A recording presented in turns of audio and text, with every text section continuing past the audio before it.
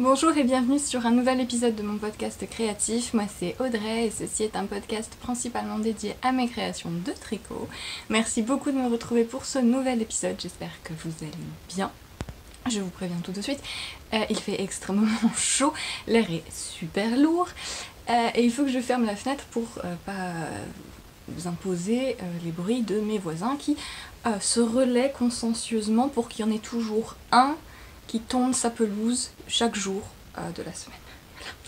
Voilà. Donc je vais probablement décéder, mais voilà, donc c'est le podcast de la canicule.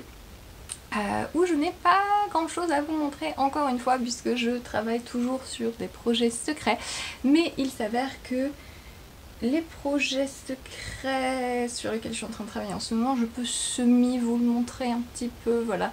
J'ai un petit peu plus de liberté, donc je vous en parlerai, au moins je vous dirai de quoi il s'agit, même si je peux pas tout vous montrer. Donc ce sera quand même un petit peu moins vide que la dernière fois, je l'espère. J'ai aussi un tissage à dont je voulais vous parler et une sortie de patron à vous annoncer qui est sortie il y a une petite semaine et c'est l'occasion de vous le montrer. Voilà, donc je vais commencer. Vous trouvez tous les temps, toutes les différentes sections du podcast dans la description sous la vidéo YouTube. YouTube, c'est autre chose. Je refais. Vous trouvez tous les temps de toutes les différentes sections du podcast dans la description sous la vidéo YouTube. Donc si vous voulez sauter un passage, si quelque chose ne vous intéresse pas, n'hésitez pas à regarder ça. Je mets aussi tous les liens vers tout ce dont je parle, ainsi que les liens vers mes réseaux sociaux, ma page Patreon et mes patrons sur Ravelry et Payhip. Donc je vais commencer par ça, je vais faire un petit aparté sur ce qu'il se passe en ce moment sur Ravelry et sur, j'ai mis mes patrons sur Payhip, tout ça. J'ai fait, alors, Ravelry a fait une mise à jour de son site, du look, du design du site web, il y a un peu plus d'un mois maintenant, et au début, quand il a commencé à avoir des soucis, j'ai fait des stories sur Instagram pour en parler et je me suis rendu compte que beaucoup ne savaient pas ce dont ils ne comprenaient pas ce qui se passait, n'avaient jamais entendu parler du problème. Et du coup, oui, effectivement, puisque très tôt, Ravelry a disons, éliminé toute trace de potentiel problème sur son site et a supprimé des commentaires et tout ça. Et voilà. Du coup c'est normal que, à moins de suivre les bonnes personnes, on ne sache pas forcément ce qui se passe et du coup je voulais un petit peu en parler pour vous expliquer le pourquoi du comment et ce que on attend un petit peu de la part de Ravelry en ce moment. Avec la mise à jour du site, alors ce n'est pas une question de goût esthétique puisque moi déjà de base j'aime bien le nouveau look, je trouve qu'il était très frais, j'aime bien les petits logos, tout ça c'est très mignon et je trouve qu'il y a quand même besoin un petit peu de rafraîchir Ravelry. Mais les questions de goût n'ont rien à voir avec cette histoire puisque le problème c'est que le site provoque des gros soucis de santé chez certaines personnes, des personnes qui sont neurodiverses, je sais pas comment on dit en français, qui ont des problèmes de vision, voilà, ça provoque des migraines, des très grosses migraines, et parfois ça provoque aussi des crises d'épilepsie. Super, voilà, on est content. De ce que j'ai un peu compris, c'est une question voilà, de contraste, c'est une question de menu déroulant qui s'anime d'une certaine façon, et c'est pas bon du tout. Et donc ça fait que le Ravelry est inaccessible pour pas mal de gens, que pas mal de gens ont dû aller à l'hôpital, en pleine pandémie, on est content. Le gros problème, en tout cas pour moi, c'est que Ravelry ignore complètement ces témoignages, ne les prend pas en compte. En fait, les seuls moments où Ravelry parle de changements ou d'améliorations qu'ils sont en train de faire par rapport à la mise en place de ce nouveau design, c'est pour dire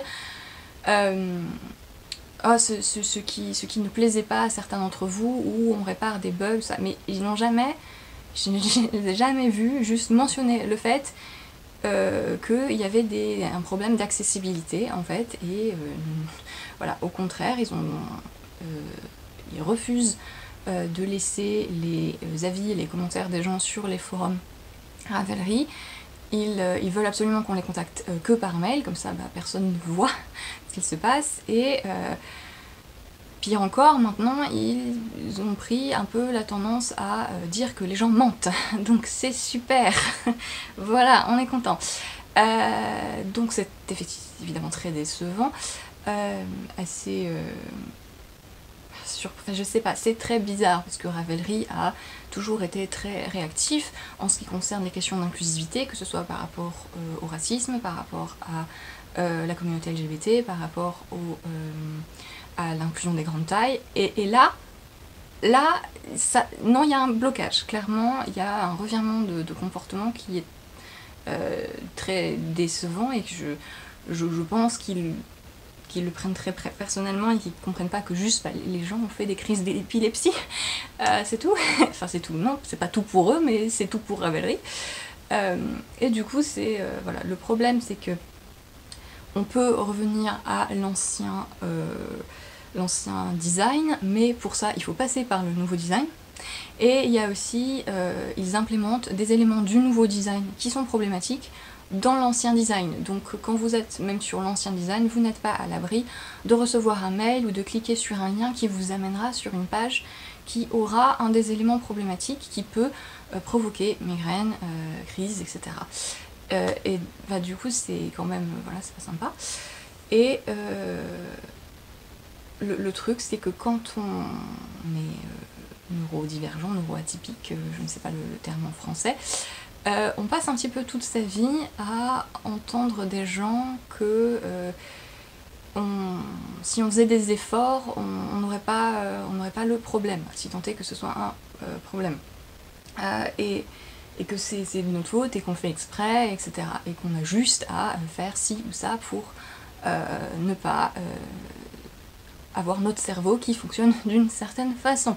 Donc que ce soit du côté social, comportemental, ou comme c'est le cas pour beaucoup de monde, du côté physique, santé physique, Ravelry a fait exactement ça à ces personnes, leur a dit en gros vous faites pas assez d'efforts, c'est votre faute, et éventuellement vous mentez.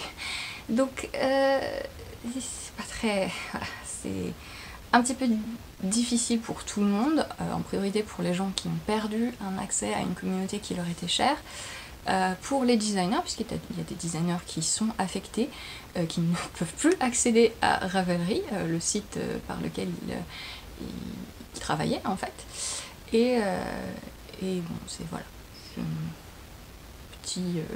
on est tous un petit peu dans l'attente d'un revirement de comportement qui, plus ça va, moins on a l'impression qu'il va arriver. Donc, la première chose à faire, c'est de, quand on est designer comme moi, de faire en sorte que nos patrons soient accessibles ailleurs. Enfin, la première chose à faire, c'est déjà de dire que ça va pas, et qu'on n'est pas très satisfait du comportement de Ravelry. Il y a une lettre ouverte qui a été créée par, alors il me semble que son nom c'est Sarah Goodwin, je mettrai le lien dans la description, une lettre ouverte qui demande à Ravelry, de la part des designers, de juste prendre en compte les problèmes, de repasser à l'ancienne version par défaut tant que les soucis qui provoquent ces soucis de santé n'ont pas été réglés, et si possible de s'excuser par rapport aux accusations de mensonges. Donc il y a une lettre ouverte que les designers peuvent signer. Par designer, j'entends toute personne qui a un jour vendu un patron sur Ravelry, vous pouvez aller la signer. Voilà, donc c'est un truc, si vous si vous vous sentez concerné, ou si vous trouvez que c'est important de faire en sorte que l'inclusivité, ça compte aussi les personnes avec des handicaps quels qu'ils soient. Voilà, c'est un premier élément de réponse. Le deuxième élément de réponse quand on est designer, c'est de proposer des alternatives. Et c'est pour ça que j'ai mis tous mes patrons sur la plateforme Payhip. Donc j'ai choisi Payhip parce que c'est très simple d'utilisation, à la fois pour moi et pour vous. Donc tous mes patrons y sont, donc systématiquement, quand vous voulez acheter un de mes patrons, si vous n'avez pas accès à Ravelry, vous pouvez passer par Payhip. Voilà. Les patrons, ils sont 15-20% moins chers que sur Ravelry, puisque Payhip permet en fait d'avoir un système de paiement personnalisé. Donc ça veut dire que mon chien me regarde, me dit qu'est-ce qu'elle fait. Il est dans le jardin et il me voit parler toute seule, il n'est pas convaincu. Donc le prix que vous voyez affiché sur Payhip sur mes patrons est le prix minimum. Donc ça veut dire que c'est une façon pour moi de faire en sorte que ce soit plus accessible de façon permanente à des gens qui ont le moindre moyen.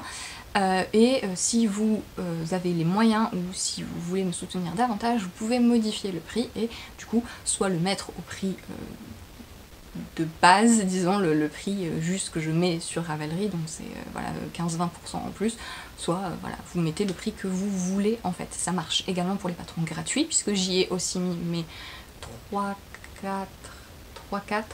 je ne sais plus, patrons gratuits. Voilà, donc c'est la petite particularité de Payhip, c'est que vous pouvez changer le montant du paiement que vous me donnez, sachant que le montant qui s'affichait hors TVA, c'est donc à la TVA qui s'ajoute en plus, et après vous passez via PayPal pour payer un petit peu comme sur Ravelry. Il est possible que Payhip vous demande une adresse postale, ce n'est pas quelque chose qu'il collecte et que moi je collecte, c'est pour qu'il vérifie tout simplement où vous êtes et justement pour qu'il vous mette notre chère TVA en fonction du pays où vous résidez. Voilà. Petite chose, si vous passez par Payhip, quand vous achetez le patron, il y a une petite case à cocher. Alors l'interface de Payhip est en anglais, mais bon c'est buy, c'est voilà, assez clair. Évidemment toute la description des patrons est aussi en français. Mais voilà, quand vous achetez le patron, il y a une petite fenêtre qui s'ouvre et là il y a une case à cocher qui dit Send me product updates. Donc envoyez-moi les mises à jour produits par mail. Il faut la cocher parce que si vous ne la cochez pas et que je fais des mises à jour sur le patron ou que clin d'œil je fais des cales mystères, vous ne recevrez pas les nouveaux fichiers. Et c'est dommage parce que du coup vous devrez me prévenir qu'il y a un problème et que je vous l'envoie manuellement. Donc c'est un petit peu c'est le petit truc sur Payhip qui m'embête un petit peu, c'est qu'il faut absolument que vous pensiez à cocher cette case, sachant que je n'envoie pas d'autres types de newsletters, donc vous ne recevrez pas d'autres emails autres que dans le cadre des patrons que vous avez achetés, s'il y a des corrections, s'il y a des ajouts de fichiers. Voilà. Dernier détail sur Payhip, je fais un petit peu les choses dans le désordre. Vous pouvez voir un aperçu du patron. Donc quand vous êtes sur la page du modèle sur Payhip, vous pouvez cliquer en haut à droite de la photo, il y a écrit Preview, donc aperçu. Vous pouvez cliquer et vous allez avoir accès à un fichier PDF qui vous montre en fait les premières pages du patron, notamment là où vous trouverez le schéma technique et toutes les mesures. Voilà. Je crois que j'ai tout dit. Donc c'est une nouvelle façon d'acheter mes patrons. Bien évidemment, je ne quitte pas Ravelry puisque c'est 99,99999% de mes revenus. Donc ça c'est voilà, c'est pas du tout... souvent quand on annonce une nouvelle façon, quand on est créateur de... une nouvelle plateforme ou quoi que ce soit, tout le monde paniquait, demande mais du coup tu mettras plus tes patrons sur Ravelry? Si, bien sûr que si. Quand bien même je ne suis pas contente de leur comportement actuel, mes patrons seront du coup disponibles sur les deux plateformes et en fonction de ce que vous préférez, de vos besoins, vous pouvez choisir. Donc le petit blabla de début d'épisode est terminé. Maintenant je vais passer au contenu du podcast avec les patrons que je vais publier et publier. Je commence par vous annoncer que j'ai lancé mon premier cal mystère, donc c'est un nouveau design qui est disponible du coup, alors je suis un peu stressée parce que plus que d'habitude ce format de projet c'est un petit peu... on a un petit peu cette impression que personne va jamais venir, que personne va jamais prendre le modèle, mais bon, j'aime beaucoup le projet que c'est et j'espère que vous l'aimerez aussi, mais j'ai fait une vidéo complètement à part pour vous présenter ce projet. Donc si vous êtes intéressé par un cal mystère, par le cal du col Page of Wands, puisque c'est un col que je vous propose de tricoter, et que Page of Wands est son nom. Si ce projet vous intéresse, c'est un col en jacquard, j'ai fait une vidéo à part, complète, que je publierai dans les prochains jours. Donc d'ici quelques jours, vous aurez une vidéo entièrement dédiée qui vous expliquera tout, qui vous expliquera ce que c'est qu'un cal mystère, qui vous expliquera tout sur le projet, tout sur la laine, etc. etc. Vous avez déjà toutes les informations disponibles sur Ravelry et sur Payhip. Donc je mets le lien vers le patron du col en cal mystère sous la vidéo YouTube aussi, mais je n'en parlerai pas plus dans cet épisode, histoire de vraiment avoir rien à raconter. C'est juste que je voulais bien isoler la présentation du cal pour que vous puissiez y accéder plus facilement et que ce ne soit pas noyé dans l'amas chaotique de mon podcast habituel. Voilà, donc gardez l'œil ouvert pour cette vidéo si le cal mystère vous intéresse, et sinon vous pouvez tout de suite aller voir le patron sur Ravelry et sur Payhip. Maintenant, le vrai contenu du podcast, après 19 minutes. J'ai sorti un nouveau modèle sur Ravelry il y a quelques jours, il y a une petite semaine je pense, et il s'agit du top que je porte, c'est le top Zinni. C'est un top d'été que vous m'avez vu tricoter, donc j'en avais pas mal parlé au moment où je le tricotais. Donc c'est un top qui se tricote en chaud, j'ai tellement chaud, c'est désagréable, on colle, on a marre, insupportable. C'est un col, oh, j'ai trop chaud, mon cerveau fond. Déjà que habituellement c'est difficile, mais alors en pleine canicule ça devient encore pire. C'est un top d'été, un t-shirt d'été qui se tricote en DK. Et moi j'ai utilisé des restes de coton. J'avais trouvé dans mon stash ces couleurs de coton. Donc il s'agit d'un mélange de coton Woolbutt Camilla qui est la couleur rose, d'Adria Fil Cheop qui est qui est le bleu, et de Fil d'Art Fil Coton 4 qui est le doré. Donc c'est un top qu'on peut considérer comme un utilisateur de reste, puisqu'il ne faut pas beaucoup de fils, et voilà, vous pouvez faire toutes les associations que vous voulez. Donc moi je l'ai tricoté en 100% coton. Donc il se commence par le bas. On commence par faire les côtes à plat du coup, puisqu'elles sont fendues. Donc on fait le dos et le devant un peu plus court. Ce sont des côtes de 2 torses, parce que j'aimais bien le rendu avec le coton qui a toujours une définition particulière, vraiment spéciale. Vous pouvez vous amuser à essayer de deviner quels sont des vrais tatouages et quels sont des faux tatouages. Petit jeu. Là, j'aime beaucoup le rendu du coton qui est très... Le coton peut avoir une définition qui soit gâche tout, soit vraiment met en avant le point. Dans le cas des côtes, moi je trouve que les côtes 1-1 torse en coton, ça marche pas aussi bien qu'avec de la laine. Par contre les côtes 2-2, je trouvais que c'était pas mal. Une fois qu'on a fait les deux jeux de côtes, on peut les rassembler en rond. Et alors là, on commence à tricoter le motif de point glissé. Donc, je voulais pas faire juste des rayures parce que le problème du coton c'est que c'est lourd, ça tombe et du coup je voulais un top qui ait pas mal d'aisance, qui soit un peu voilà été, léger, tout ça. Et du coup si j'avais fait juste du jersey normal, le coton vraiment ça tombe, c'est lourd, ça s'étire, tout ça. Du coup l'idée c'était de créer un jeu de texture qui resserre un petit peu le tissu. Et du coup pour ça l'émail glissé c'est très bien, puisqu'en fait vous voyez que vous faites une rayure de bleu, et ensuite sur le rose et le doré, vous avez ce jeu de mailles glissées qui remonte les mailles roses, et du coup ça fait un petit effet gaufré, et ça contredit un petit peu la tendance du tricot à tomber, et ce qui fait que ça maintient une meilleure structure. Alors que l'échantillon est plutôt lâche, et que, voilà, encore une fois, on est sur de la déca en coton, donc ça pourrait être assez lourd. Voilà. C'est très très simple à tricoter. J'ai vraiment voulu que ce soit hyper basique. Si vous me demandez si ce patron est accessible aux débutants, je vais vous mordre. Je viendrai chez vous, personnellement, pour vous mordre. Avec un masque, c'est-à-dire que je vais rentrer avec un masque, je vais enlever mon masque, je vais me mordre et je remettrai mon masque. Oui, la réponse est oui. Ne me demandez pas, encore une fois, si c'est accessible aux débutants, oui.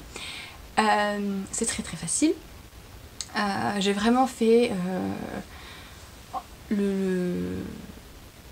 Voilà, j'ai pas voulu rajouter de petites choses, de détails qui auraient pu embrouiller un petit peu la construction du top. C'est une construction qui est très basique, qui le rend parfaitement modifiable. Voilà. On tricote en rond jusqu'aux emmanchures, ensuite on sépare, et là on tricote à plat d'abord, je crois que c'est d'abord le dos. Je sais pas, je n'ai jamais décidé si je voulais tricoter d'abord le dos ou le devant. C'est-à-dire, si vous avez fait, mes patrons qui ont ce genre de construction, vous devez vous dire mais qu'elle se décide au bout d'un moment, parce qu'un coup on fait d'abord le devant et un coup on fait d'abord le dos. Je n'ai pas décidé ce que je préférais faire, donc là il me semble que c'est le dos d'abord. Donc on continue le motif jusqu'à rabattre des mailles pour le col. On continue un tout petit peu en jersey puisqu'on fait une mini courbe là. Ensuite on reprend le devant et pareil on tricote à plat le motif qui est aussi facile qu'en rond, hein. Un peu plus facile en rond peut-être, bon bref, un peu plus confortable en rond disons, jusqu'à arriver au col, on rabat les mailles et ensuite on continue en jersey. Je voulais pas monter le motif trop près du visage parce que je trouvais que c'était très chargé. Non seulement à cause des couleurs que j'ai choisies, qui sont très années 80, hein, mais je trouvais que c'était très très chargé et que ce rose, que j'aime beaucoup, qui je trouve me va plutôt bien au teint, quand je ne suis pas en train de mourir et de fondre, j'ai mis 10 kg de poudre matifiante, ça ne sert à rien, on est bien d'accord. Je voulais plus du rose autour du visage parce que je trouvais que ça assagissait un petit peu le projet et ça le rendait un petit peu plus facilement portable. Voilà, donc on fait un peu plus, et puis aussi c'était plus facile de diminuer là sans faire les mailles glissées, et l'idée c'était vraiment d'avoir le top facile pour l'été à utiliser pour utiliser les restes. Top de vacances. Et ensuite on rabat à 3 aiguilles ici, puis on relève les mailles autour du col et autour des manches et on finit avec des petites côtes de 2. Voilà, donc c'est le top Zinni qui voilà, a pas mal d'aisance et que j'aime beaucoup porter avec cette robe. Le mien est très très court, hein, c'est-à-dire que mon nombril est là. J'ai la taille plutôt haute, ma taille est là. Alors souvent les gens me disent votre taille est au niveau de votre nombril. Mon nombril est là, ma taille vous voyez bien elle est là. Il y a comme un souci. Voilà, donc non, ça dépend beaucoup des personnes. Moi j'ai la taille qui est très haute et du coup le top, voilà, si je le portais sur un pantalon, j'aurais tout ça de ventre à l'air, une chose, à moins d'avoir un pantalon vraiment très très haute, ou un short. Voilà pour Zinni, du coup, qui est dispo sur Ravelry et donc sur Payhip avec le prix personnalisable. Donc le prix de base, je dis rarement les prix, je donne rarement les chiffres parce que Encore une fois, problème du TVA, le prix de base de Zinni sur Payrip est à 6,50, du coup plus de 20, 21, 25%, je ne sais pas qui a 6% de TVA, je ne sais pas si c'est la Belgique qui a passé la TVA sur les e-books en réduit, mais voilà, en tout cas, la personne qui a 6% de TVA, bravo. Mais voilà, donc du coup, vous rajoutez le pourcentage qui correspond à votre pays. De toute façon, le pays vous l'affiche tout de suite. Voilà. Pour Zinni, vous pouvez voir les versions de mes testeuses qui ont utilisé déjà des fils différents. Ils fonctionnent très bien en mélange coton et lin, donc par exemple le bohème de Fonty, etc. En laine aussi, hein, si vous avez des mérinos qui soient assez rebondis, ça peut être très chouette. Et dans des camailleux de couleurs, ça fonctionne très très bien. Il y a des gens qui ont fait des camailleux de bleu, il y a des gens qui ont pris des couleurs plus pastel. Mais voilà, c'est hyper joli aussi en ton neutre, un petit peu moins années 80 que mon prototype, mais voilà, donc j'espère qu'il vous plaît. C'est disons le top été vacances, puisque c'est celui qui est le plus rapide et le plus simple à tricoter. Voilà. Pour Zinni, je vais passer à rapidement mes encours, parce que je peux vous les montrer, les semi-montrer. J'ai tricoté pas mal de choses secrètes en ce moment. Vous devriez commencer à voir les choses. Vous comprendrez pourquoi je fais ce mouvement, je pense, dans quelques semaines. Je n'ai pas plus d'infos.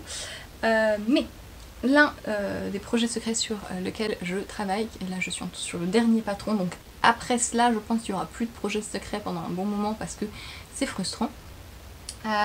Mais j'ai eu la chance de travailler avec Queens & Co. Donc Queens & Co qui est une marque de laine américaine c'est de la laine que j'aime beaucoup. Qui font des laines vraiment avec des moutons américains, machin, ça c'est... ils font des laines qui sont très accessibles, je trouve, en termes de qualité, c'est-à-dire que c'est de la vraie laine, ça fonctionne très bien pour plein de choses, que ce soit de la texture, du jacquard, c'est très très polyvalent. Vous avez vu, j'ai pas dit versatile, c'est très très polyvalent. Et et ils utilisent de belles qualités de laine, ils ont un très beau panel de couleurs et ils travaillent pour leur collection, en fait ils publient des collections de patrons sur des thématiques et ils ont leur propre designer avec eux, mais ils aussi font des appels à design public. Donc en mars, j'ai vu qu'ils avaient un appel à design pour leur collection pour 2021 et du coup j'ai envoyé mes idées, mes pauvres petites idées avec mes schémas tout moches et j'ai eu beaucoup de chance puisqu'ils ont choisi de travailler avec moi. Donc j'ai deux choses. La première, j'ai terminé, c'est un châle que j'ai montré vite fait sur Instagram. C'est un châle et que vous verrez donc en printemps 2021, parce que voilà, c'est ça qui est amusant quand on travaille avec soit des magazines. Alors les magazines ont des temps de publication plus ou moins longs, mais dans le cadre de Queens & Co, et ce que j'apprécie, c'est qu'on a le temps, ils nous laissent le temps, puisque donc comme je vous l'ai dit, j'ai conçu les designs et je les ai proposés en mars, et ils seront publiés en mars 2021. Donc ça laisse le temps de réfléchir. Et là je suis en train de travailler sur un deuxième prototype qui là est sur du lin, puisque Queens & Co a un très beau lin, deux très beaux lins d'ailleurs, la Sparrow qui est leur fingering et la Kestrel qui est de la Deka il me semble, mais qui est une chaînette et que j'ai très envie d'essayer aussi. Mais là en l'occurrence je suis en train de travailler sur la Sparrow, donc c'est leur lin fingering qui est une vraie fingering. Parfois le problème du lin c'est qu'on tombe sur des fils qui sont très très fins, limite dentelle, et il vaut mieux les doubler, et c'est voilà, si vous avez jamais tricoté du lin, ça peut être un petit peu déconcertant. Là pour le coup la Kestrel se tricote très bien toute seule, je la tricote en 3 mm, j'ai un échantillon de 25 25 mailles environ sur 10 cm. Mais voilà, je suis en train de faire un débardeur en lin. Donc j'essaie de pas vous montrer le bas puisque le bas a un point texturé. Mais voilà, je le tricote en rond, je suis en train de monter sur le corps, je suis presque aux emmanchure. Mais voilà, je voulais juste vous montrer le tissu, donc c'est du lin pas bloqué. Mon échantillon, trop loin. Je dis que je ne bougeais plus. Mais voilà, je trouve que c'est un beau tissu et j'aime bien la couleur. C'est pas une couleur que j'aurais choisie moi-même pour un top, tout un top en fait. Mais je trouve que c'est très joli, c'est très neutre. C'est assez classique. Et voilà, donc c'est très très agréable. Ça fait un peu...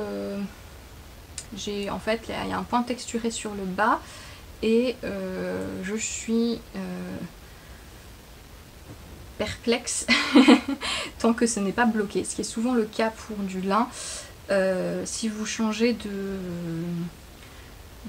type de tricot, c'est-à-dire que si vous passez de quelque chose de très texturé à du jersey tout simple en rond, l'enchaînement se fait bizarrement, vous pouvez avoir des plis, mais en fait une fois bloqué ça va. Et du coup là j'ai vraiment hâte de le terminer et de le bloquer. Donc je dis qu'il faudrait que je le renvoie assez rapidement puisqu'ils sont aux États-Unis et que c'est loin. Et que c'est un peu l'enfer. Le transport est Amérique-Europe en ce moment. Pas forcément pour la pandémie d'ailleurs. Mais voilà. C'est ce sur quoi je suis en train de travailler. Je l'ai presque fini. Donc je croise les doigts, j'espère que la prochaine fois que vous me verrez en podcast, j'aurai un vrai en cours à vous montrer sans faire de cachotterie. Mais pour l'instant c'est tout ce que vous verrez. J'ai un dernier projet à vous montrer qui est un autre loisir. C'est bientôt l'anniversaire de ma soeur et ma mère m'a demandé si je pouvais lui faire un objet de déco puisqu'elle emménage dans une nouvelle maison. Et du coup j'ai arrangé un vieux macramé que j'avais fait et je vais aussi faire un tissage. Donc j'ai ressorti mon métier à tisser. Je suis partie sur ça. Comme elle a des couleurs assez sombres dans son intérieur, je suis partie sur de l'ocre, du noir et du blanc. Principalement ocre et blanc je pense, avec quelques touches de noir donc. J'utilise un peu des restes, hein. J'utilise la Knitting for Olive, le mérino en ocre. Ça c'est de la Drop Slima je crois, parce que je voulais un écru un peu plus épais. Et ça c'est le même coton que le bleu ici, mais en noir. Donc c'est la Adriafil Cheop. Et donc c'est avec ça que j'ai monté la trame. Non. Ah je sais pas, les termes français je m'embrouille. C'est la trame et... Bref, le warp quoi, ça, les traits verticaux.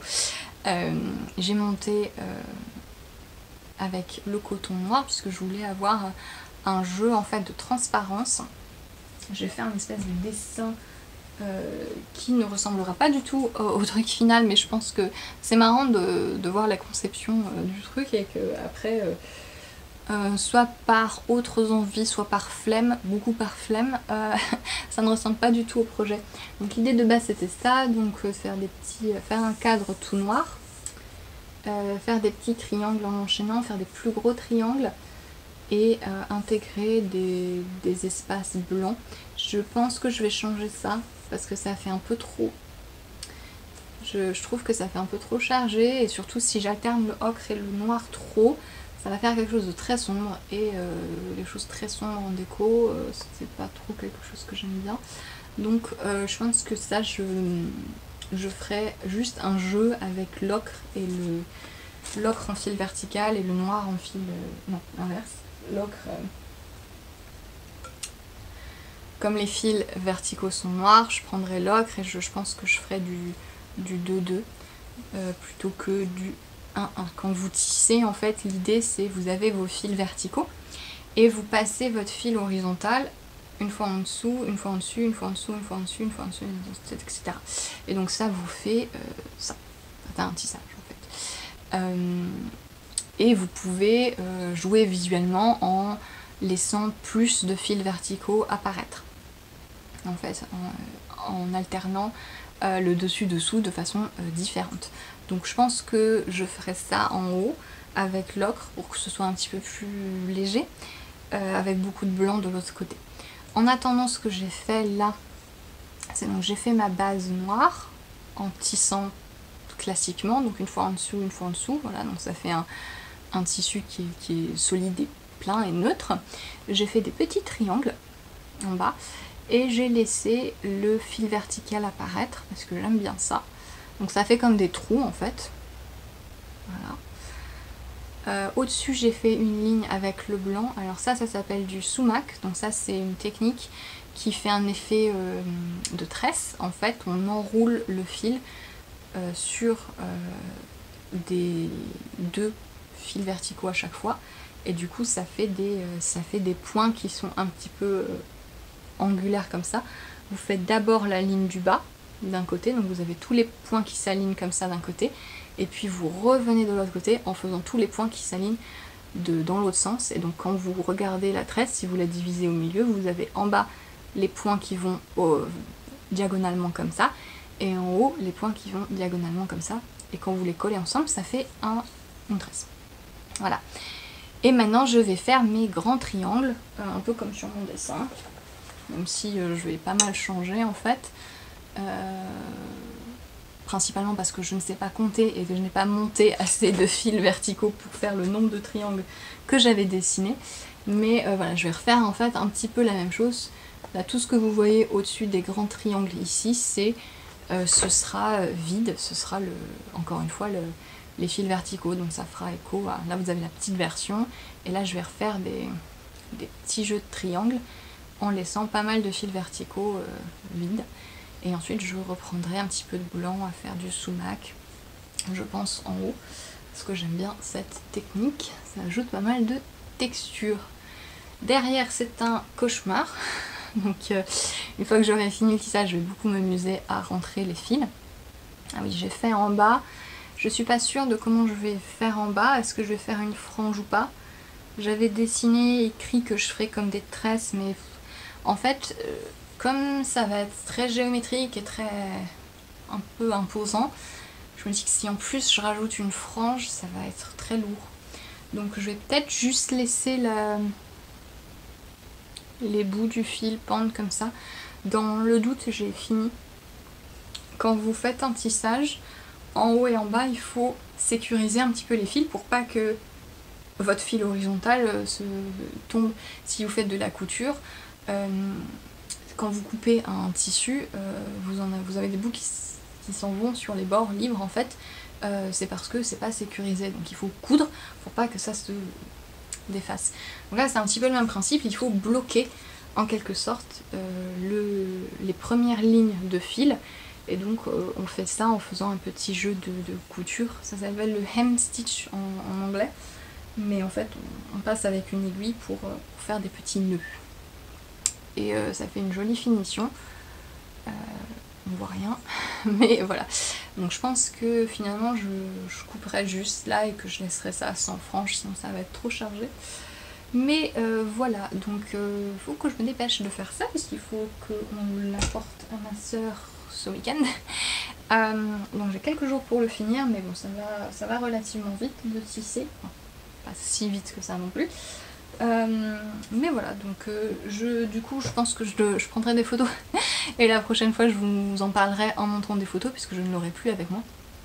Je pourrais pas vous le montrer fini comme ça en live, mais voilà, j'essaierai de ne pas oublier de prendre des photos. Voilà, donc c'est un petit peu les choses sur lesquelles je travaille, mes projets perso, du coup je les ai un peu abandonnés temporairement, le temps de vite réussir à finir ce qui doit être fini. Et voilà, donc je pense que je vous ai tout dit. Je vais finir en vous parlant de Patreon, puisque le mois d'août arrive. Je pense que je mettrai cet épisode en ligne un peu plus tôt, mais le mois d'août arrive, et du coup le thème sur Patreon, j'ai oublié, les talons de chaussettes, voilà, je crois, oui, j'ai fait toute une vidéo pour Patreon sur les talons de chaussettes. Donc d'une part la théorie derrière les talons, c'est-à-dire quel talon pour quelle construction, quels sont les avantages, les désavantages de tel talon en fonction du type de chaussettes qu'on veut faire, et j'ai fait aussi des tutos pas à pas pour chaque type de talon. Donc vous avez le talon renforcé avec gousset, donc le talon classique, le talon à rang raccourci à l'allemande et le talon après coup. Donc vous avez un tuto complet pas à pas. C'est une vidéo que j'ai tournée super longtemps. Je crois que c'est une des toutes premières vidéos que j'ai filmées pour Patreon. Parce que j'en avais filmé pas mal en avance, parce que sinon bah, j'avais le temps. Mais voilà, donc elle arrive enfin. Et c'est le thème de ce mois-ci sur Patreon. Quand vous nous rejoignez sur Patreon, vous avez accès à toutes les vidéos passées. Donc il y en a depuis octobre de l'année dernière. Et donc voilà, ça fait quand même pas mal de vidéos et de thématiques. Vous pouvez toutes les voir depuis le début. Vous avez aussi un patron gratuit si vous êtes au niveau 2, donc au niveau 5 $, et 2 patrons gratuits si vous êtes au niveau 3, donc au niveau 10 $. Ces patrons sont au choix. Complètement, vous n'êtes pas obligé de prendre les nouvelles sorties du tout. Voilà, donc si vous êtes intéressé pour nous rejoindre sur Patreon, n'hésitez pas, vous serez vraiment les bienvenus. C'est temporaire, c'est-à-dire que vous n'êtes pas du tout soumis à une quelconque obligation de rester pour plus d'un mois ou de... Voilà, il n'y a pas d'obligation, vous venez, vous repartez, il n'y a pas de souci. C'est vraiment sans pression. C'est prenez-le comme une autre façon encore d'acheter mes patrons plutôt que d'aller juste ponctuellement acheter le patron. Vous pouvez aller sur Patreon, vous avez accès à 1 ou 2 patrons si vous avez prévu de prendre des patrons ce mois-ci, et vous avez en plus accès à beaucoup de discussions plus ou moins techniques sur différents sujets.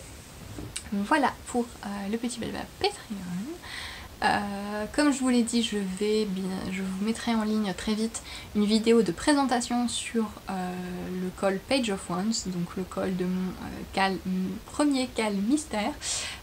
N'hésitez pas, en attendant la vidéo, à aller regarder la page Ravelry et ou Payhip du patron si vous voulez en savoir plus et si vous êtes intéressé pour participer. Le cal sera vraiment lancé dans 3 semaines, donc le premier indice sortira à ce moment-là, donc on a le temps. Et je vous dirai tous les détails dans la vidéo qui arrive. Voilà, donc j'espère que cette vidéo vous a plu, merci beaucoup de l'avoir regardée.